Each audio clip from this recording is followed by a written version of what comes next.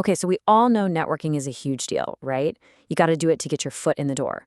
But let's be real for a second. The way we're all doing it, doesn't it just feel kind of broken? It's become a chore, a numbers game, and it feels like we're losing the most important part, a real human connection. So let's dive right into the core of the problem. This is the big question that so many of us are asking, whether we're looking for a job or we're trying to hire someone. What has networking actually become? Is it still about building relationships, or is it just turned into this series of empty check-the-box transactions? And wow, the data on this is pretty eye-opening. A recent Harris poll found that a staggering 76% of job seekers feel this way. They feel like networking today is more like a business deal than a genuine personal connection. And get this, it's not just a one-sided thing. A full 70% of hiring managers feel the exact same way. They see people just breezing through questions to get it over with instead of actually trying to connect. There's this shared sense of frustration on both sides of the table. So, this brings us to what I like to call the transaction trap. We're going to take a look at why networking has become so impersonal and what the data tells us about how we've all fallen into this thing. This slide just lays it all out so clearly, doesn't it? It shows this massive gap between what we want networking to be and what it's actually become. On one side, you've got the ideal, right? To learn, to connect, to build trust. And on the other side, well, that's the reality for a lot of people. Find a job, get a referral, and move on. Now, you'd think all this technology would help, but it seems to have just added this weird layer of artificiality. A huge majority, we're talking 78% of both hiring managers and job seekers, agree that online platforms have actually made things more transactional. It's just really hard to form authentic relationships when the whole environment feels opportunistic right from the start. And this chart right here, it perfectly illustrates the core problem. When you ask job seekers what their main goal is, 69% of them say it's about finding job opportunities. Building relationships is a distant second. The focus has completely shifted to the immediate prize, not the long-term connection. So, how do we fix this? To solve this very modern problem, we're actually going to go back in time, way back to the 18th century for a timeless and maybe a little counterintuitive solution from a very unexpected source. In his autobiography, Benjamin Franklin tells this great story about a rival legislator who really disliked him. Now, instead of trying to win the guy over with favors, Franklin did the exact opposite. He asked his rival for a small favor. He asked to borrow a rare book. The man lent it to him. Franklin returned it with a thank you note. And just like that, the animosity disappeared, and they actually became great friends. So what happened there?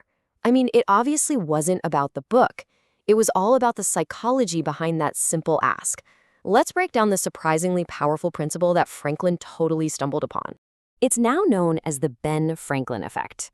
And it's this fascinating little quirk of our psychology. When you do a favor for someone, you are actually more likely to like them afterward. It's not about how they feel about you. It's about how doing that favor changes your own perception of them. Pretty wild, right? And this is all explained by a concept called cognitive dissonance. See, our brains hate it when our actions don't match our beliefs. So if you do something nice for someone you think you don't really like, your brain has to resolve that conflict. And the easiest way to do that is to simply decide, hey, I guess I must actually like this person after all. Okay, so how can we take this 18th century psychological trick and apply it to the 21st century job search? How can we use a simple favor to break out of that transaction trap? First, we have to acknowledge the reality of the situation. Employers are often on guard. They're so used to these transactional requests that they've built up a natural wall of reservation, maybe even a little suspicion. Cold calling to ask for a job just makes that wall higher. So the question becomes, what is the modern-day version of Ben Franklin's rare book?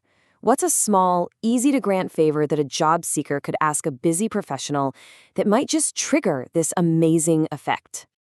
The favor is time. Specifically, just 10 minutes of it. The ask is for a very short informational interview. You're not asking for a job, you're just asking for a small piece of their expertise. I mean, who can't spare 10 minutes? It's such a low-stakes request that it's really hard to refuse. And that tiny yes can break down the initial barrier. By doing you this small favor, their guard comes down. And those 10-minute chats often turn into genuine conversations that last 30 minutes or even an hour. Okay, now, there is one absolutely crucial rule for this to work. This is not about manipulation, it's about connection. And that brings us to the most important part of all, the authenticity rule. Think about this quote for a second. The best conversations, the best connections, they don't come from a script. They come from a real, genuine curiosity. They come from wanting to understand the other person's story. This entire strategy will absolutely backfire if an employer senses it's just a trick to get a job. Your motivation has to be sincere. Your main goal for those 10 minutes has to be to learn something, not to get something. So really nurture your curiosity. Ask them about their story, what key decisions led them to where they are, what surprised them the most about their industry. So, I'll leave you with a final thought to chew on. If you stop thinking about what you can get and you start thinking about what you can learn, how could one genuine 10-minute conversation change the entire trajectory of your career?